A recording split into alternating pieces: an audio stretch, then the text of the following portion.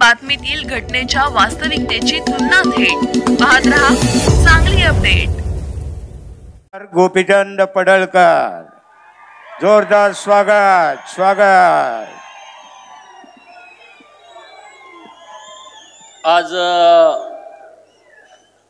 ओबीसीचे लढवय्या नेते माननीय छगन भुजबळ साहेब यांच्या प्रमुख उपस्थितीमध्ये ज्येष्ठ नेते माननीय अण्णासाहेब डांगे साहेब, प्रकाश अण्णा, लक्ष्मण हाके सर, नवनाथ वाघमारे, मंगेशजी, व्यासपीठावरती उपस्थित सर्व मान्यवर, टीपी मुंडे सर, शब्बीरभाई अन्सारी आणि या कार्यक्रमाचे संयोजक माननीय संगीताताई, माननीय विष्णू माने, अन्य सगळे आपले बागवान साहेब आणि सगळी त्यांची शहरातील टीम आणि तुम्ही इतक्या मोठ्या संख्येनं या महा एल्गार मेळाव्यासाठी उपस्थित असणारे सर्व 346 छोट्या छोट्या जातीतील सर्व ओबीसी बांधवांनो,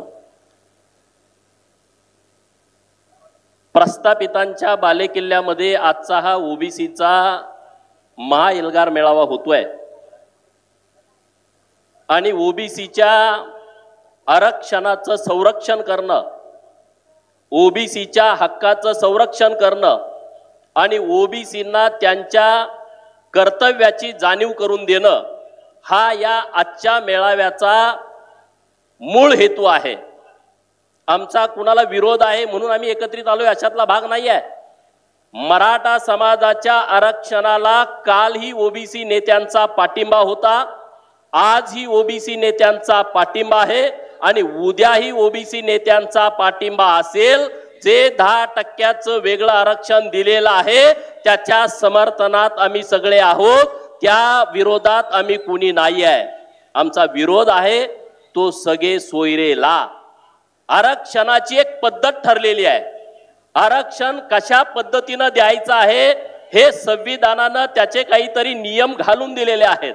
मग ते एससीचं आरक्षण असेल, ते एसटीचं आरक्षण असेल, ते ओबीसीचं भटक्या विमुक्तांचं आरक्षण असेल, सगळे म्हणजे आपल्या वडिलांकडून आलेले सगळे, सोयरे म्हणजे आईकडून आलेले सगळे नातेवाईक।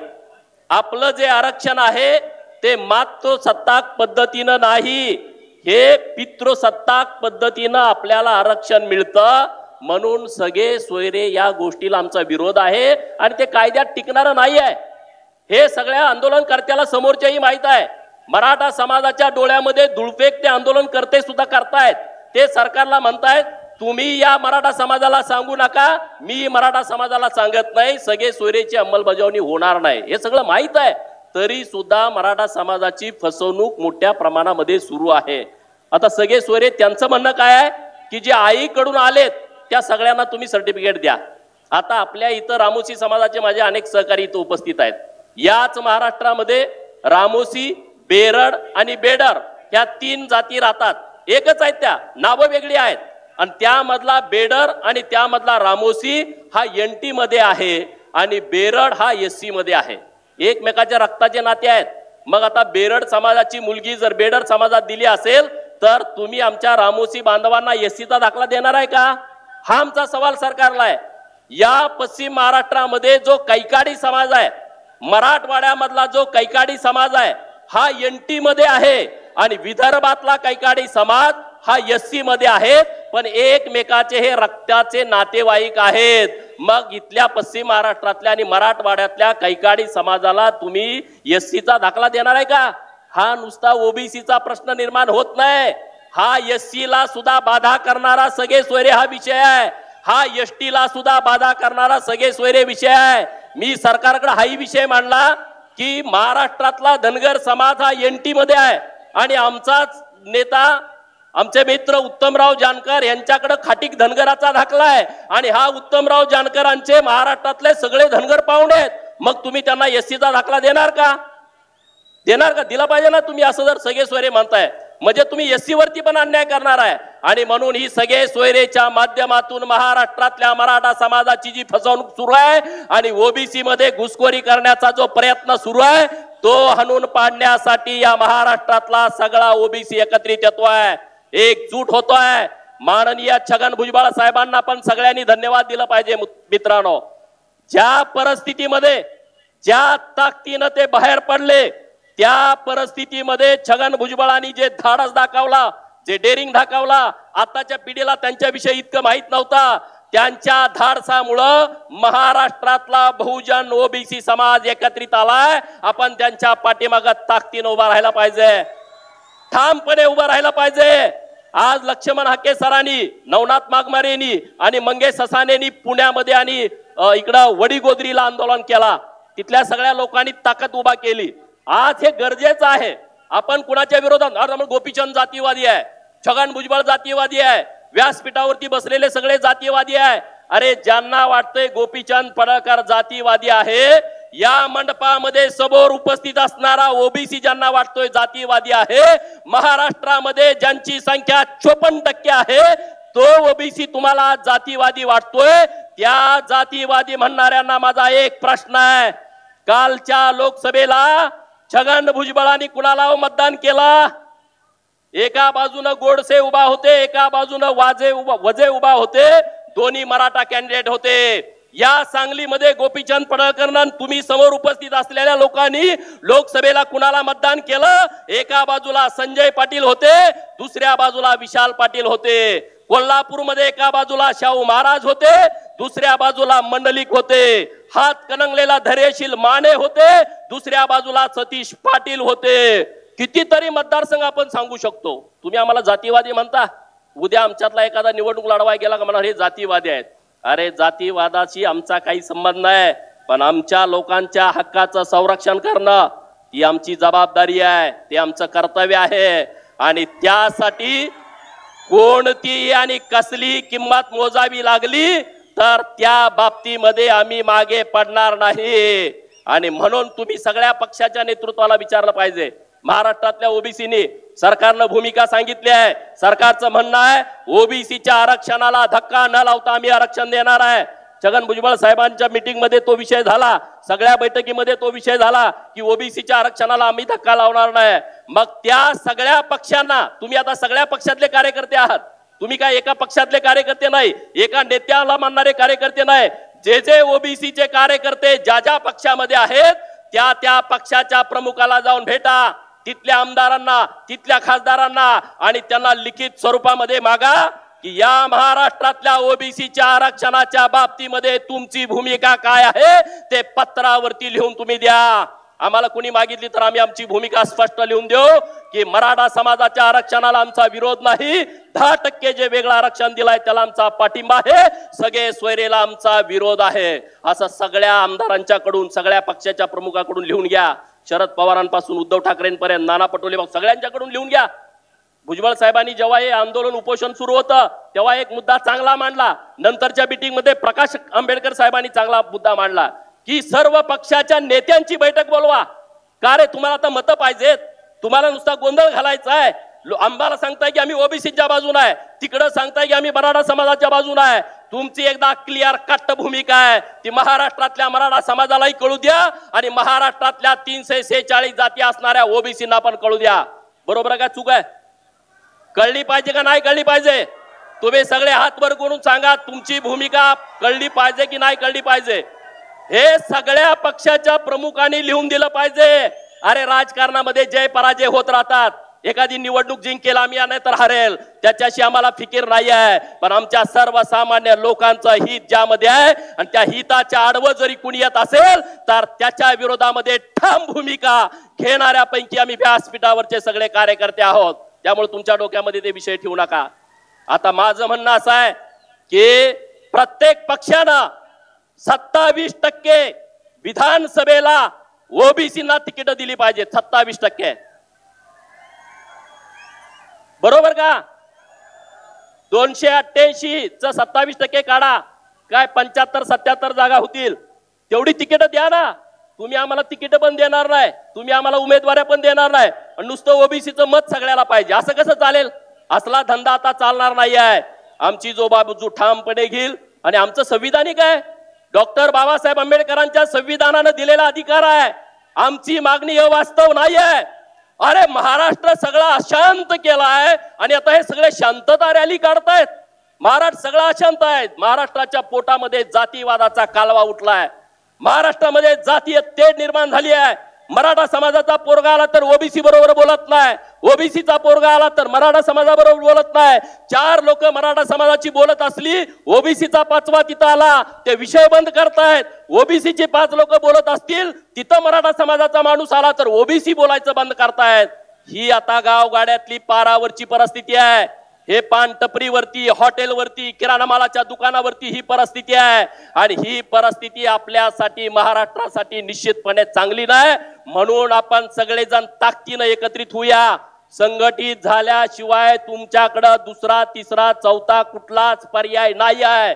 डॉक्टर बाबासाहेब आंबेडकरांनी जे आपल्याला अधिकार दिले, ते अधिकार संघटनेच्या जोरावरती आपल्याला टिकवावे लागतील. मी तर असा समजणाऱ्यापैकी एक कार्यकर्ता आहे. मला जन्म देणारा कुंडलिक बाबा पडळकर हा माझा जन्म देणारा बाप आहे. आणि ज्यांनी मला माणूस म्हणून जगण्याची संधी दिली, ज्या संविधानानं मला इथं बोलण्याची संधी दिली, लोकप्रतिनिधी होण्याचा अधिकार दिला, तो डॉक्टर बाबासाहेब आंबेडकर माझा दुसरा बाप आहे. हे आपल्या सगळ्या बहुजनांच्यासाठी लागू होतं मित्रांनो.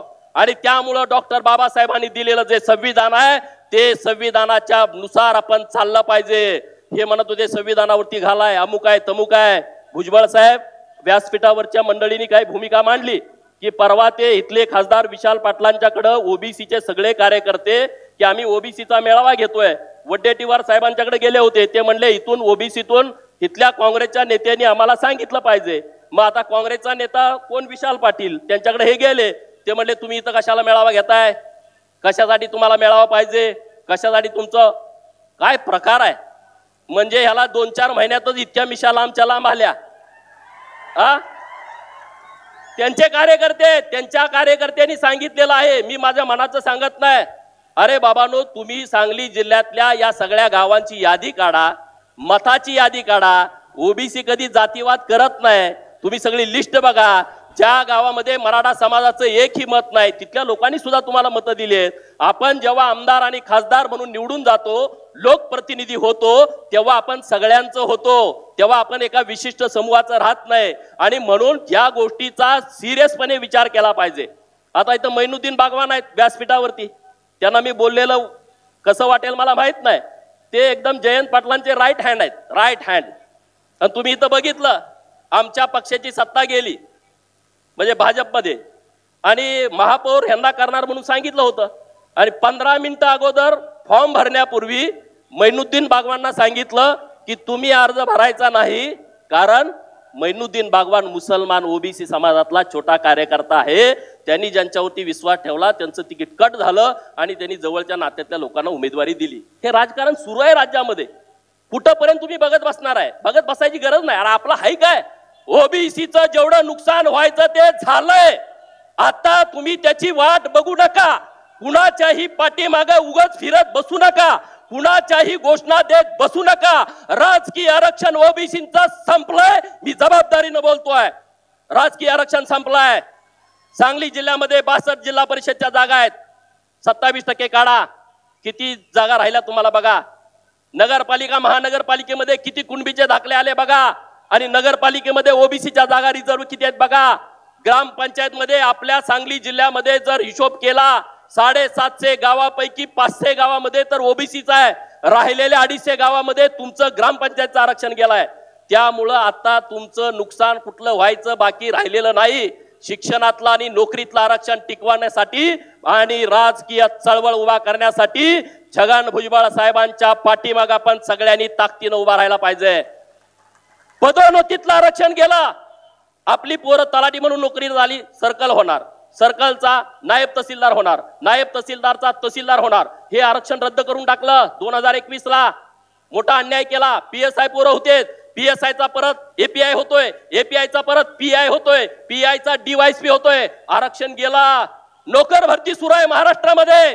शिक्षकांची पदं भरली आणि या शिक्षणाच्या पदामध्ये रोस्टर घोटाळा केला. या महाराष्ट्रामध्ये सगळ्यात मोठा बिंदू नामावलीचा रोस्टर घोटाळा सरकारमध्ये बसलेल्या काही अधिकाऱ्यांनी केलाय. कायदा काय म्हणतोय? एखाद्या आरक्षित जागेवरचा विद्यार्थी ओपन मेरिट मध्ये, ओपन मधून भरती झाला तर त्याला ओपन मध्ये गणला जावा. मेरिट जर समजा 100 पैकी 98चं लागलं आणि त्यामध्ये दलिताची पोरं, त्यामध्ये आदिवासीची, त्यामध्ये मागासवर्गीयाची पोरं 98 मार्कानं ओपन मध्ये मेरिट मध्ये आली तर त्यांना आपल्या जागेवरती दाखवायचं नाही. पण हे सरकार मधले जे अधिकारी आहेत ते काय करतायत, आपली पोरं जे खुल्या गटात भरलेले आहेत त्यांना परत आरक्षित जागेवरती दाखवतायत. 20,000 शिक्षकाची भरती आली, 30,000ची आली आणि उद्या 1 लाखाची आली तर ओबीसीचा, एससीचा आणि एसटीचा त्यामध्ये फायदा होत नाही. तुम्ही जागे व्हा. 1-2चं 3चं हे काम नाही आहे. व्यासपीठावरती बसलेल्या नुसत्या लोकांचं हे काम नाही आहे. तुमची सगळ्यांची जबाबदारी आहे, तुमच्या सगळ्यांचं कर्तव्य आहे, तुमच्या सगळ्यांचं काम आहे या प्रत्येक गोष्टीची माहिती घेणं आणि त्याच्या मुळापर्यंत जाणं. आता महाज्योती नावाची संस्था काढली सरकारनं, आपला पाठिंबा सगळ्यांचा पाठपुरावा होता.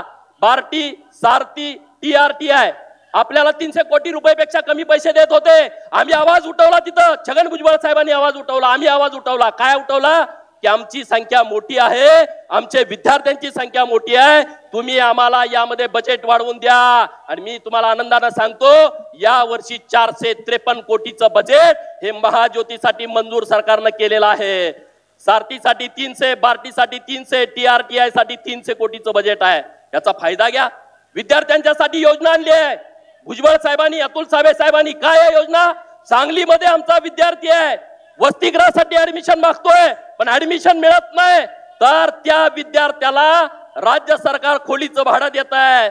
पण वाईट या गोष्टीचं वाटतंय, स्कीम जाहीर होऊन 1 महिना झालं, आपल्या पोरांनी 25,000 फॉर्म भरणं गरजेचं होतं, फक्त 1,000 फॉर्म भरलेले आहेत. आपल्या ओबीसीच्या पोरांना सांगा, अरे तुमच्या खोलीचं भाडं सरकार देतंय, बजेटमध्ये पैसे ठेवलेले आहेत, भुजबळ साहेब तिथं काम करतील, आम्ही तिथं काम करू, फॉर्म तरी भरायची जबाबदारी तुमची आहे. आता 31 तारखेपर्यंत मुदतवाढ केलेली आहे. ज्या मुलांना ओबीसीची मुलं आहेत त्यांना वसतिगृहामध्ये ऍडमिशन पाहिजे त्यांनी फॉर्म भरून घ्या. धनगराच्या 21,000 पोरांना वसतिगृहामध्ये ऍडमिशन द्यायचं आहे, त्याचे पैसे द्यायचे आहेत. 800 फॉर्म आलेले आहेत. एका बाजूला तुम्ही म्हणणार नेते काहीच करत नाहीत, नेते तिथं काम करणार, तुम्ही त्याची माहिती घेत नाही, तुम्ही त्याचे फॉर्म भरत नाही, असं कसं चालणार? तर या सगळ्या विषयामध्ये तुम्ही खोलामध्ये गेलं पाहिजे, ताकदीनं पुढे गेलं पाहिजे आणि ओबीसीचा एल्गार आपण जोरात केला पाहिजे.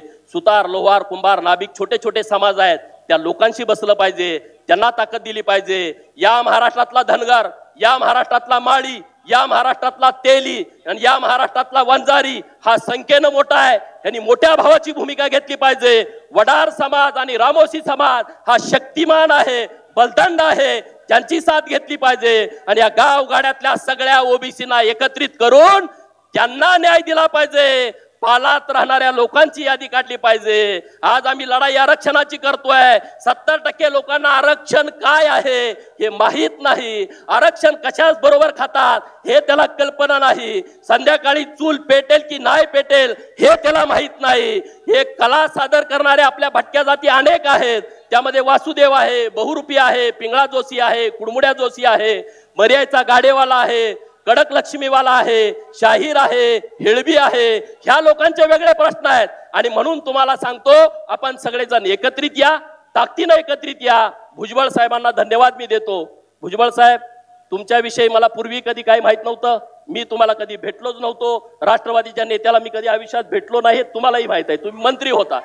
पण ज्या दिवशी मी अंबडला एल्गार मेळाव्याला आलो, एल्गार मेळाव्यामध्ये सगळे मंडळी होते आणि तुमची तडप बघितली, तुमचं काम बघितलं, आमच्यासारख्या कार्यकर्त्याला एक नवी दिशा मिळाली. काय त्यांचं वय आता 78 आहे, ते काय पुढं काय होणार, काहीतरी मिळेल. प्रत्येक राजकर्त्याला वाटतं की आपण त्यात गेलो तर काहीतरी मिळावं. आता माझं वय माझ्या सोबत आहे, पण भुजबळ साहेब आज 78 वयाचे आहेत. त्यांनी कुठला विचार केला नाही की माझं कसं होईल, काय होईल.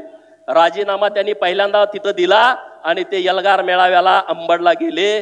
त्या दिवसापासून हृदयापासून मी तुमचा एक चाहता झालोय आणि तुमची भूमिका इथून पुढं घेऊन जाणं हे आमच्या सगळ्यांचं काम आहे, आमच्या सगळ्यांचं कर्तव्य आहे, आमच्या सगळ्यांची जबाबदारी आहे. आणि गावगाड्यातल्या लोकांनी संघटित होणं, एकत्रित होणं, ताकदीनं बरोबर जाणं ही आपल्या सगळ्यांची जबाबदारी आहे. नाहीतर गावात ग्रामपंचायतीची निवडणूक लागली, अरे सुताराला कसं तिकीट, अरे द्या ना, त्याची मतं घेतली ना आपण, 50-50 वर्ष मतं घेतोय, एकदा सुताराचा सरपंच करू, एकदा लोहाराचा करू, एकदा कुंभाराचा करू, देऊ ना.